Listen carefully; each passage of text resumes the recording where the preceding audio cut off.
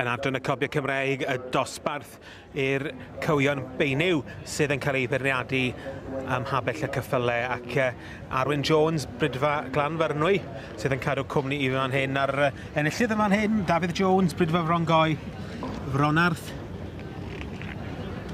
top model. Wrth gwrs, mae wedi edrych yn siarp ac yn hyfryd trwy'r dosbarth Arwyn. Mae'n sio ffili dydi, mae'n dangos o hun, mae'n wedi mwynhau y job. Mae llongyfarchiadau mawr i Dafydd a Fronarth, top model. Wel, dyma ni enillydd yn dosbarth i'r Eboles yn adran y Cobiau Cymreig. Dafydd, sy'n cael sioe dda hyd yn hyn, a wlyb ti allan? O, sopen. Neis do mewn yn ei cysgod.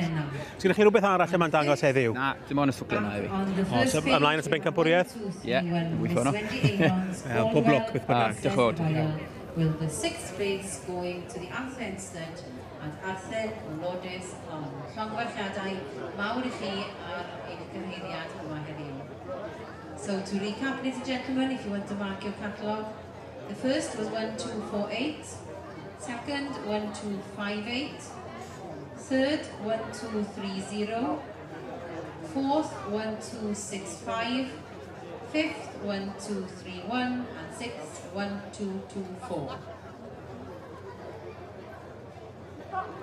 Felly, rhowch gyferbydwiaeth i enillydd. Llongyfarchiadau mawr i Dafydd Jones, brydfa Frongoi, gyda Fronarth, top model yn ennill dosbarth gryf o Eboles yn adran y Cobiau Cymreig. Gyda'r nesau mae Cae Derwen Matilda, gydrydydd London Total Temptress.